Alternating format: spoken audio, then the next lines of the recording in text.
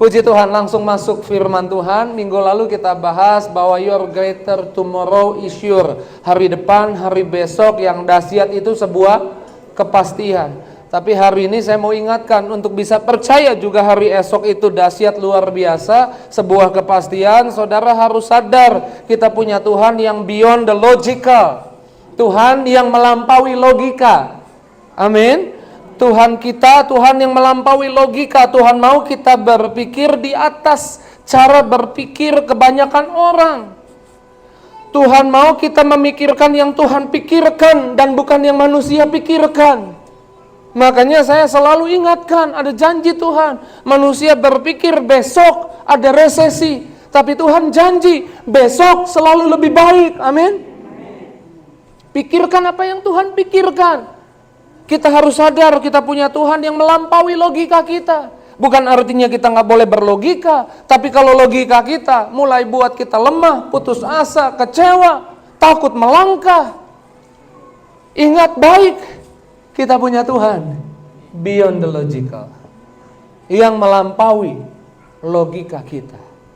Ketika Yesus menerangkan kepada murid-murid bahwa anak manusia harus menderita, hari ketiga dia dibangkitkan. Dia menderita, kemudian dikuburkan, mati dan dikuburkan. Hari ketiga dia dibangkitkan. Petrus tiba-tiba muncul dan bilang, Tuhan, sekali-kali itu jangan terjadi.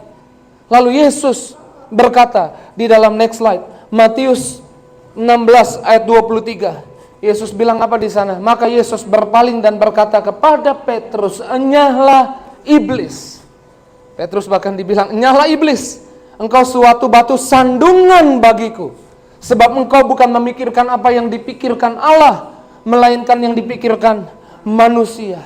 Dikatakan iblis mau coba buat sandungan.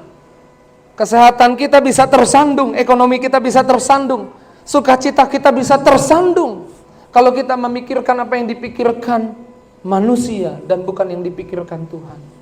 Bahkan saya suka New Living Translation bilang seperti ini. Get away from me, Satan. You are dangerous trap to me. Kamu mau buat jebakan yang membahayakan di hidupku. Karena kamu coba dorong aku untuk berpikir seperti yang orang pikirkan, bukan yang Tuhan pikirkan. Tuhan mau kita sadar bahwa kita punya Tuhan yang beyond the logical, melampaui logika kita. Next slide. Adalah membahayakan ketika kita memikirkan apa yang dipikirkan manusia, bukan dipikirkan Tuhan. Bahaya untuk rumah tanggamu, bahaya untuk bisnismu, bahaya untuk ekonomimu, bahaya untuk kesehatanmu. Kalau kamu hanya memikirkan apa kata orang banyak dan bukan pikirkan apa yang Tuhan pikirkan dan Tuhan mau engkau pikirkan, yaitu janjinya buat hidupmu. Saya bisa buktikan bahwa Tuhan kita beyond the logical. Saudara datang ke tempat ini udah gelap, tapi tadi siang hari kan terang ya di luar. Iya kan? Saudara lihat terang tadi siang hari atau bangun pagi lihat terang? Saya mau tanya, kenapa terang? Halo? Karena ada matahari, jadi terang gitu ya, jadi kelihatan ya. Tapi tahukah saudara, urutan penciptaan, next slide. Urutan penciptaan. Hari pertama ketika bumi belum berbentuk, Tuhan bilang jadilah terang. Hari kedua Tuhan ciptakan apa? Cakrawala. Hari ketiga Tuhan memisahkan lautan dan daratan, Tuhan menumbuhkan tumbuh-tumbuhan. Hari keempat Tuhan menciptakan benda-benda di langit yang bisa menjadi benda penerang. Di bagian akhir dikatakan yang bagian paling besar, yaitu yang dimaksud adalah matahari, itu akan menguasai siang dan bulan menguasai malam. Matahari terang ada sebelum ada matahari. Terang diciptakan di hari pertama, matahari di hari keempat. Nggak masuk logika saudara kan? Iya kan? Kenapa? Karena Tuhan kita beyond the logical. Saya sedang coba bawa saudara ngerti bahwa ketika logika saudara nggak sampai pada apa yang Tuhan katakan, rasanya janji Tuhan terlalu besar. Ini pernah terjadi karena kita sedang mengingat tanggal 3 nanti kita akan rayakan Natal. Ketika saya susun bahan khotbah ini, saya jadi ingat, di hari Natal kita ingat, ada seorang perawan didatangi malaikat, dan malaikat bilang, kamu akan mengandung anak laki-laki. Maria bilang, gimana mungkin aku belum bersuami? Gimana mungkin aku mengandung? Gak pernah berhubungan suami istri. Tapi malaikat bilang, kamu akan mengandung anak laki-laki. Apa yang Tuhan katakan buat Maria? Beyond the logical, melampaui logika manusia. Tapi saya suka, Maria bukan menolak jadi percaya, tapi Maria bisa sepakat. Next slide. Kenapa dia bisa sepakat? Saya percaya karena dia bisa melihat bahwa Tuhan melampaui logika. Sehingga dia berkata seperti ini, kata Maria di Lukas 1 ayat 38. Sesungguhnya aku ini hamba Tuhan. Jadilah padaku menurut perkataanmu itu. Amin. Kalau saudara pikir, gimana mungkin Pak utang saya lunas? Sebagai hamba Tuhan saya mau bilang, Tuhan bukan punya 101 cara untuk buat hutangmu lunas. Tuhan punya jutaan cara bisa buat hutangmu lunas. Tapi gimana saya belum kerja? Secara logika nggak mungkin. Tapi Tuhanmu beyond the logical. Dan ketika rasanya janji Tuhan terlalu besar, jangan ragu, jadilah percaya. Amin. Bagaimana mungkin rumah tangga saya pulih Pak? Udah terlalu berantakan. Buat manusia nggak mungkin. Buat Tuhan, Tuhan kita melampaui logika. Ketika orang Israel gambaran saudara dan saya. Orang Israel sungut-sungut sama Musa dan bilang, kami di padang gurun gak pernah makan daging. Lalu sungut-sungut mereka kedengeran di telinga Tuhan. Lalu Tuhan panggil Musa dan bilang, aku akan kasih makan orang Israel burung puyuh 1 bulan penuh. Tapi saya percaya kalau saudara jadi Musa, kita akan tanya sama Tuhan, gimana mungkin? Apa Tuhan lupa letak geografis? Tuhan, kita bukan ada di daerah tropis, burung puyuh ada di daerah tropis. Tuhan, kita ada di padang gurun. Apakah Tuhan lupa menciptakan burung puyuh? Habitatnya bukan di padang gurun. Apakah Tuhan lupa burung puyuh itu terbangnya hanya 1 meter, 2 meter, nggak bisa terbang tinggi? Bagaimana mungkin dari daerah tropis burung itu bisa ada di padang gurun? Bagaimana mungkin Tuhan bisa kasih makan umat Tuhan sebulan penuh burung puyuh? Tapi biar saya kasih tahu, Tuhan membuat ada angin yang besar. Burung puyuh itu terbang, terbawa angin. Tepat sampai di atas perkemahan orang Israel, anginnya berhenti. Dan kemudian burung itu berjatuhan. Yang saya maksudkan, ketika saudara berpikir janji Tuhan terlalu besar, bagaimana mungkin saya sukses? Pendeta bilang, kamu akan jadi pengusaha besar. Didoain, kamu akan jadi pengusaha besar. Bagaimana mungkin saya jadi pengusaha besar? Papa saya orang yang kerja di kantor. Kakek saya kerja sama orang lain. Kakeknya, orang tua saya juga kerja sama orang lain. Bagaimana mungkin saya nggak mewarisi jiwa bisnis, jadi pengusaha besar? Tapi Tuhan melalui hamba Tuhan bilang, kamu jadi pengusaha besar. Jangan ragu. Next slide, next slide. Jangan menjadi ragu karena secara logika janji Tuhan kayaknya terlalu ajaib. Pendeta bilang, utangmu pasti lunas. Bagaimana mungkin utang lunas? Saya belum kerja. Terlalu besar janji ini. Ketika janjinya terlalu besar, jangan jadi ragu. Tapi mulailah percaya. Kenapa bisa percaya? Karena kita tahu secara logika kayaknya nggak mungkin. Tapi our God is beyond the logical. Lihat tepuk tangan dulu yang dahsyat, yang luar biasa buat Yesus. Kita harus melatih diri kita berpikir seperti yang Tuhan pikirkan. Daud itu dikenang, diingat sama Tuhan. Bahkan sampai di perjanjian baru kisah 15, Tuhan ingat sama Daud. Aku mau mengembalikan kemah Daud. Karena saya percaya, menurut saya, sejak awal Daud itu orang yang bisa menyadari apa yang Tuhan pikirkan dan memikirkan apa yang Tuhan pikirkan, bukan memikirkan apa yang menurut orang banyak pikirkan. Minggu lalu saya bahas kan, ketika dia berhadapan dengan Goliat, dia bilang apa sama Goliat? Karena Daud kecil nih, next slide nih. Daud kecil dan Goliat besar. Dia nggak bandingkan Goliat dengan dirinya. Karena secara logika kalau dibandingkan Goliat dengan dirinya, sebentar Goliat kalahin Daud. Tapi dia bilang, kau mendatangi aku dengan lembing dan tombak. Aku mendatangimu dengan... Dia bandingkan Goliat dengan Tuhan. Tuhan jauh lebih besar dari Goliat. Amin. Dan saya percaya dia bisa lihat dari angle yang benar. Ketika dia pegang ketapelnya, orang Israel yang lain takut. Kenapa? Berpikir, logika banyak orang saat itu, Goliat terlalu besar untuk dibunuh. Tapi buat logikanya Daud, yang saya percaya dia ngerti apa yang harus dipikirkan di pikirannya. Dia bawa ketapel. Goliat besar, karenanya bagaimana mungkin dia itu terlalu besar untuk bisa meleset dari bidikan. Dan Daud kalahkan Goliat. Dia alami, kemudian dia dikejar Saul. 1 Samuel 30, Saul mati dalam peperangan. Mahkotanya dibawa ke Daud. Gelang cincin kerajaan dibawa ke Daud oleh seseorang. Daud jadi raja kedua Israel. Tapi ketika dia memimpin jadi raja kedua Israel, dia masih hadapi peperangan. Daud orang yang ada di hatinya Tuhan. Tapi tahukah saudara, pernah satu waktu terjadi, Tuhan marah sama orang Israel gara-gara Daud. Pernah dengar saudara?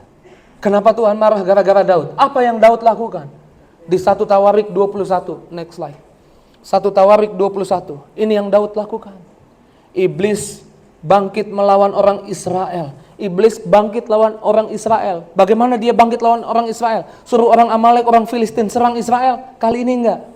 Buat orang Israel saling bertikai, saling membunuh. Enggak. Kali ini bagaimana? Iblis melawan orang Israel. Iblis bangkit melawan orang Israel dan ia membujuk Daud untuk menghitung orang Israel. Kalau saudara baca di teks terjemahan baru, menghitung orang Israel. Saya baca ada salah satu terjemahan, Daud suruh panglimanya Yoab, nanti saudara baca di rumah 1 Tawarik 21, ayat 1 sampai selesai saudara baca. Ini baik untuk dipelajari. Daud kemudian tanya sama Yoab, berapa orang laki-laki yang bisa perang? Berapa banyak tentara kita yang jago perang? Karena nanti saudara baca di bawah, suku Lewi nggak dihitung. Karena dia tanya siapa yang bisa perang. Yoab bilang begini, bos udah gila ya, tanya berapa banyak pasukan kita. Kalau Tuhan mau tambahin 100 kali lagi juga bisa. Jangan lakukan itu. Tapi Daud tetap lakukan, menghitung apa yang dia punya, kekuatan yang dia punya.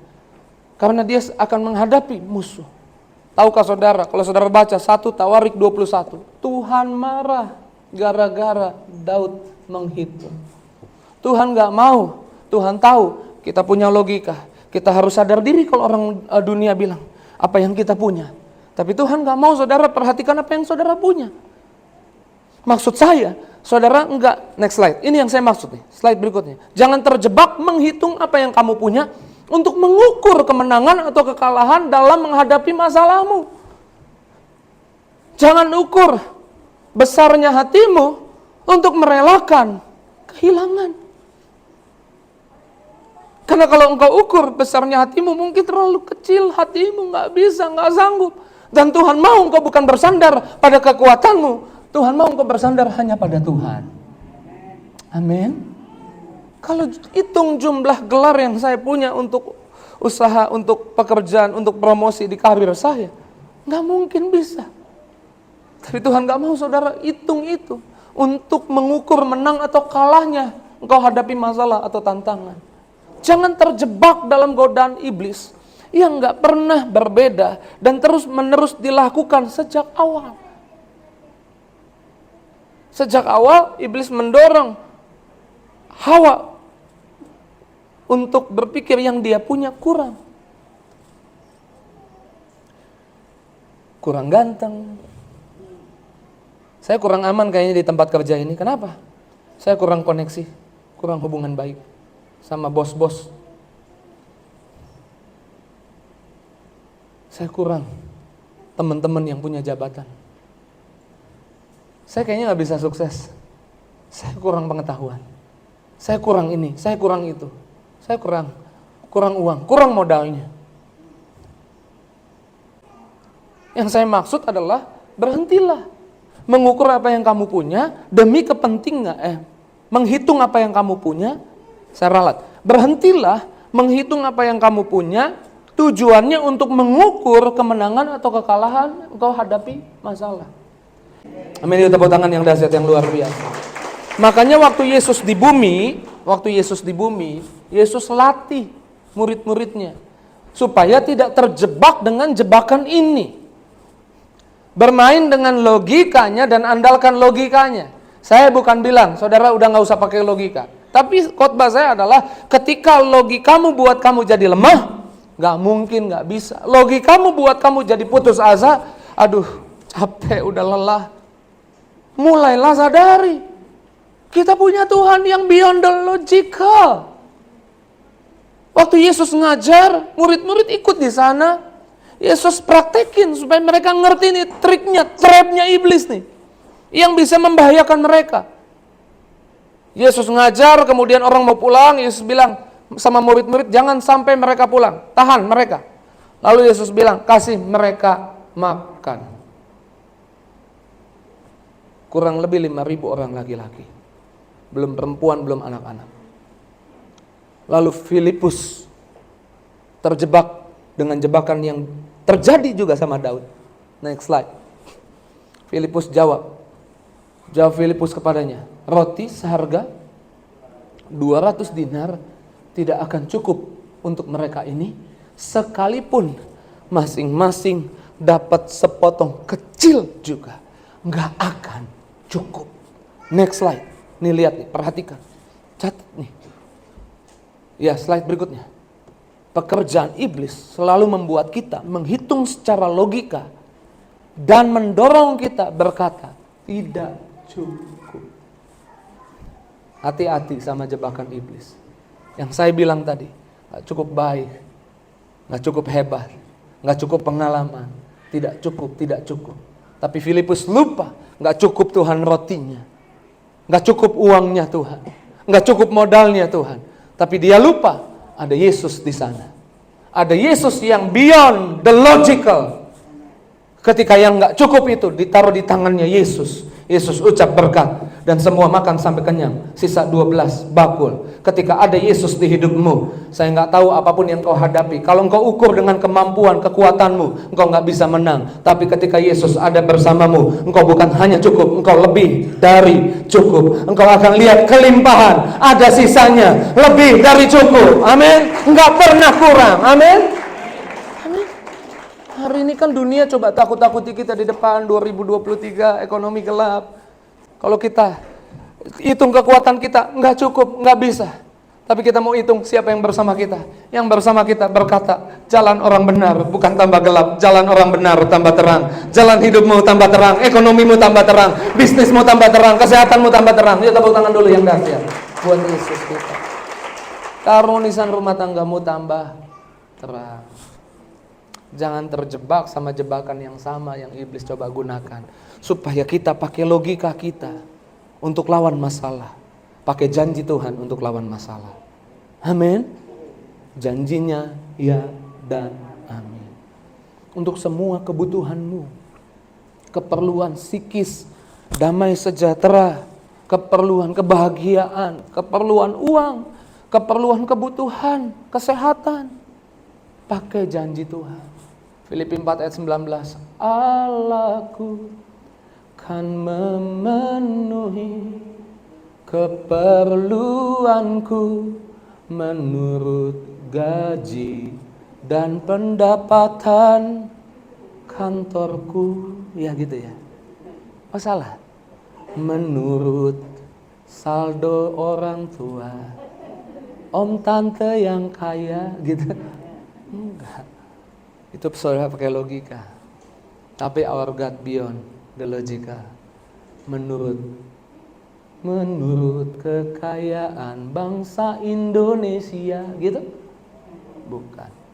Menurut kekayaan di dalam Tuhan yang melampaui logika, yang bisa buka jalan, yang bisa belah laut, yang bisa melalui Yosua menghentikan matahari, bulan tepat di bawah lembah Ayalon.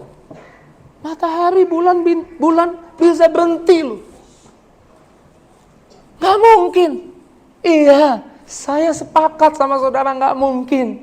Tapi itu terjadi. Kenapa? Saya percaya Yosua bisa melihat bahwa dia punya Tuhan yang melampaui logika. Saya doa hari ini, sore ini, engkau bisa melihat bahwa engkau punya Tuhan yang melampaui logika. Kalau engkau pikir rumah tanggamu nggak akan pulih, saya mau bilang rumah tanggamu bisa pulih. Kalau engkau bilang utangmu nggak bisa dibayar, saya mau bilang utangmu bisa terbayar. Kalau engkau bilang sakitmu nggak bisa sembuh, saya mau bilang sakitmu bisa sembuh. Amin. Kalau engkau bilang anak-anakmu nggak bisa sekolah tinggi karena nggak ada uangnya, saya mau bilang anak-anakmu akan sekolah yang tinggi. Mulai harapkan lagi, mulai semangat lagi, amin. Karena ada Yesus yang bersama kita. Petrus selalu tergoda pakai logikanya, selalu tergoda pakai logikanya.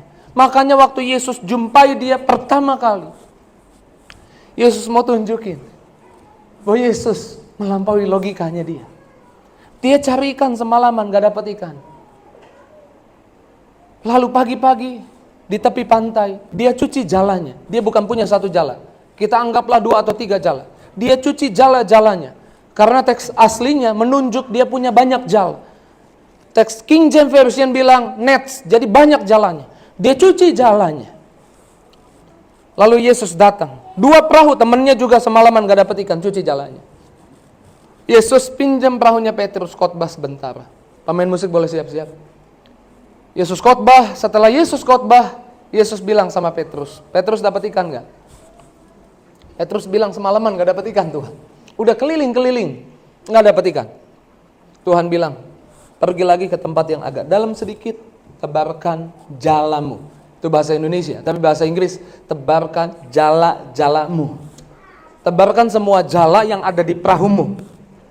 Dalam rangka apa nih Yesus suruh itu? Dalam rangka Yesus mau bilang, dia berhadapan dengan Tuhan, yang secara logika dia nggak dapat ikan, tapi Tuhan melampaui logika.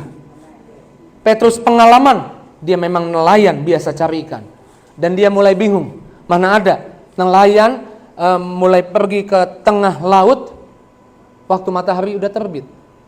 Sudah pernah ke pantai nggak? Ada yang pernah ke pantai boleh angkat tangannya? Pernah seharian gitu di pantai?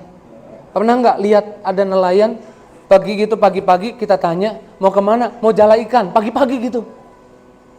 Tapi biasanya dia malam-malam gitu ya, bawa lampu apa? Petromak ya dibilangnya, atau apa tuh? Ya petromak ya. Dia bawa lampunya, udah menjelang sore jam 6, jam 7 atau kadang-kadang jam 8. Mulai kelihatan tuh di perahu beberapa nelayan ke arah tengah. Kenapa malam-malam? Karena malam-malam ikan keluar, nggak sembunyi, jala ikan. Ini malam, waktu ikan nggak sembunyi, ikan nggak sembunyi, ya keluar jadi gampang dijara. Tapi ini malam-malam, waktu ikan nggak sembunyi, nggak ada ikannya, nggak dapat.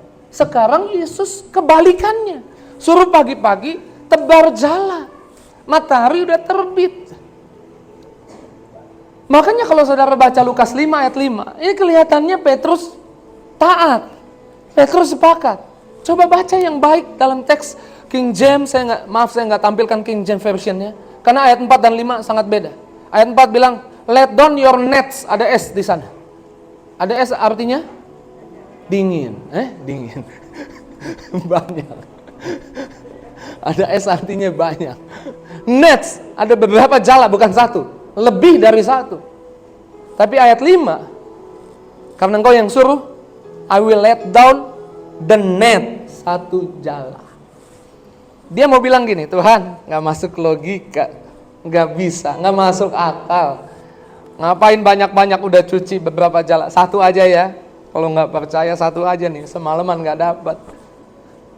Tebar satu. Waktu tebar satu, jalannya penuh. Saya percaya Petrus nyesel, kalau gitu tebar aja semua, ya kan?